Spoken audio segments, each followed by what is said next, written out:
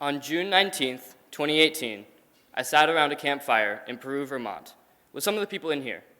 Some of the people are those who are now seniors, some who are juniors, and some who graduated last year. There was also a handful of teachers as well. There were 30 of us sitting there around the campfire, just having fun. While there was still sunlight, we were there, eating candy, making s'mores, and just joking around, having a good time. Eventually, the sun went down, and I could only see a few faces in the circle.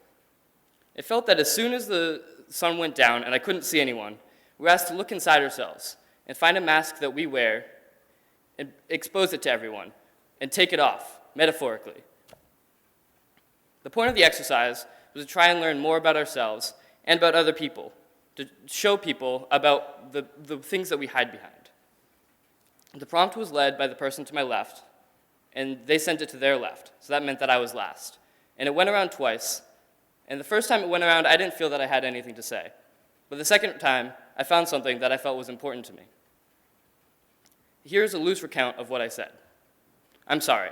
I know that I'm last, and being last knows that you're most likely going to remember what I'm about to say, because what I'm about to say is kind of the opposite of what this exercise is trying to get us to do.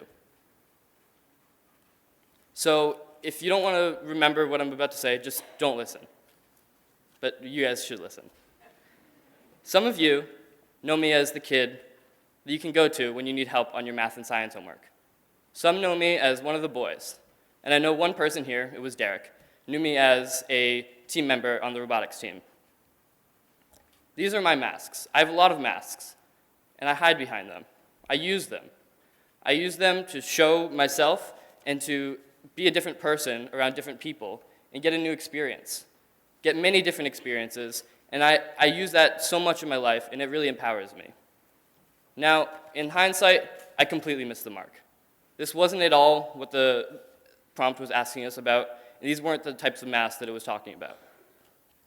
But I really think it's an important part of who I am, and I think it's important to share with you all. Before I go on, let me add to that list. As I said, I'm a kid you can go to when you need help on math and science homework. I'm one of the boys that can just chill and have a good time. I'm on the robotics team. Some of you may know me as a kid who you can go to for help when you don't want to, when you need something with your computer, but you don't want to go all the way to Mr. Beasley. Some of you know me as one of the kids who puts mic tape on you before the musicals and then yells at you when you sing the ABCs rather than a song from the show. Some know me as a peer in operating the soundboard. Some know me as an admissions ambassador. Some know me as the soccer backup goalie who stepped up when Charlie broke his arm. Some know me as the lacrosse Selly captain.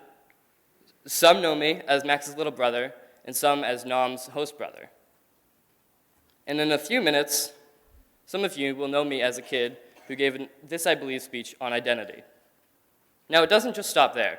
I also have a lot of nicknames. So technically, first off, Zack is a nickname, with my real name being Zachary. Then we have Horton Hears a Who, Horn Dog, and Little Horn Dog. Don't ask. Yanako, which is my middle name. Yananko, which is a misreading of my middle name. Yank, which is a shortening of that misreading. I have Turks, thanks Austin. Zachary, also Austin. Mini Max from Nancy Fortin. And Seika from Senora Reynolds, meaning dry in Spanish, but really being CK, the last two letters of my name, Seika. And then there's Zacharias, Zacharias, and Zachademus from my internship over the summer. So what's the point? Why should you care that Zach has a lot of nicknames? Well, you should care because of the relationship you have with me. Because of the nature of friendships, I can't be friends with everyone in the audience. But even so, as long as you know who I am, you should have an idea of how to act with me, and I have one with you. For an example, if you and I are both waiting for a teacher to get out of a meeting so we can talk to them, we might be sitting there talking just because we want to have something to do instead of just waiting with nothing to do.